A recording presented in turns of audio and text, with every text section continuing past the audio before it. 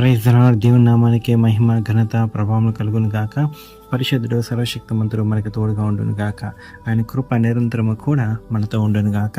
ఈ ఉదయకాల సమయంలో దేవుడు మనతో మాట్లాడిన మాట, మొదటి తిమోతికి రాసిన పత్రిక 2వ అధ్యాయము 2వ వచనము. రాజుల కొరకును అధికారులందరి కొరకును విజ్ఞాపములు, ప్రార్థనలు, యాచనలు, కృతజ్ఞతాస్తుతులను చేయవలనని హెచ్చరించుచున్నాను. ఆమేన్. హల్లెలూయా. ఎందుకు చేయాలి? రాజుల కొరకు, అధికారుల కొరకు విజ్ఞాపనలు ఎందుకు చేయాలి?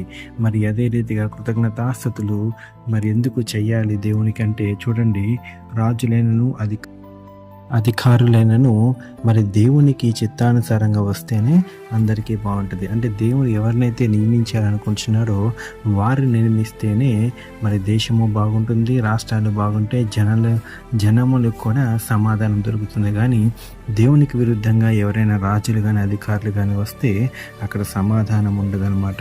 ఎప్పుడు కొట్లాటలు, గొడవలే ఉంటాయి. అందుకే దేవుడు అంటున్నాడు, వారి కొరకు ప్రార్థన చేయాలంటున్నాడు. ఎందుకని చేయాలి?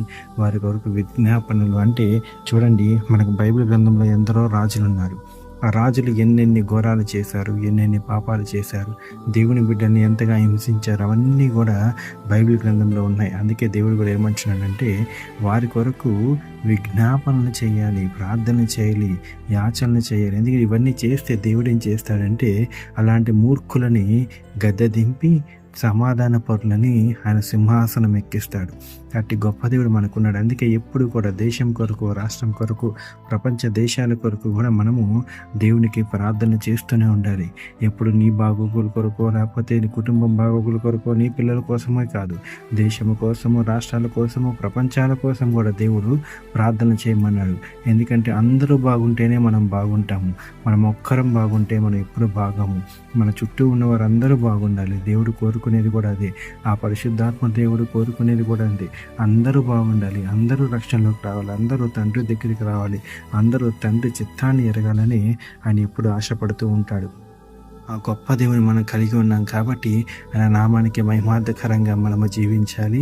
మరి అందుకే ఎప్పుడు కూడా విడిచిపెట్టకుండా ప్రతిరోజు కూడా మనము రాజుల కొరకు, అధికారుల కొరకు మన విజ్ఞాపన, కృతజ్ఞతాస్తుతులు చెల్లించుకుంటూ ఆయనకి ప్రార్థన చేద్దాం. ఈ వాక్యము దేవుడు దీవించి ఆశీర్వదించిన గాక. ప్రార్థన చేసుకుందాం. పరిశుద్ధుడు, సర్వశక్తిమంతుడు, సర్వాధికారి, మీకే వందనాలు, మీకే కృతజ్ఞతాస్తుతులు చెల్లిస్తున్న పరమ తండ్రి.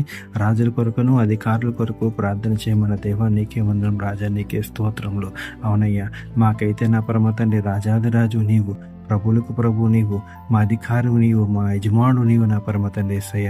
కానీ నా పరమ తండ్రి యేసయ్య, ఈ లోకంలో అనేక మంది నా పరమ తండ్రి అయ్యా, నా పరమ తండ్రి వారి మూర్ఖపు ఆలోచన చెప్పున ఎంత విధ్వంసాలు చేస్తున్నారో సమస్తము చూస్తున్న దేవుడు నా పరమ తండ్రి. సమాధానపరిచి వారు ధన్యులను రీతిగా ఎవరైతే సమాధానపరుస్తారో వారినే నా పరమ తండ్రి దేశాలు ఏలుటకు కృపని భాగ్యాన్ని దయచేయండి అయ్యా. శాంతి, సమాధానం, ప్రేమ, జ్ఞానము కలిగి ఉన్న అధికారులను నా పరమ తండ్రి మా పైన నియామకాలుగా మీరు నియమించండి, మా పైన అధికారులుగా నియమించండి నా పరమ తండ్రి యేసయ్య. అయ్యా, నా పరమ తండ్రి వారికి తగిన జ్ఞానం దయచేయండి అయ్యా. దేశము భద్రత కొరకు, రాష్ట్రాల భద్రత కొరకు వారికి మంచి జ్ఞానము దయచేయమని నా పరమ తండ్రి. అదే రీతిగా నా పరమ తండ్రి యేసయ్య అయ్యా, ప్రపంచ దేశాన్ని కూడా జ్ఞాపకం చేసుకోండి.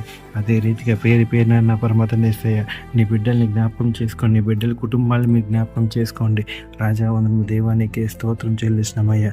దీనిని అల్పుల్ని జ్ఞాపకం చేసుకోమని తండ్రి నా పరమ తండ్రి యేసయ్య. అదే రీతిగా రేపు జరగబోయే మీటింగ్ అంతా కూడా నా పరమ తండ్రి మీరే జ్ఞాపకం చేసుకోమని, మీరే తోడుని ముందుకు నడిపించమని అడుగు నేను నజరుడైన యేసుక్రీస్తు నామములో అడుగుతున్నామయ్యా.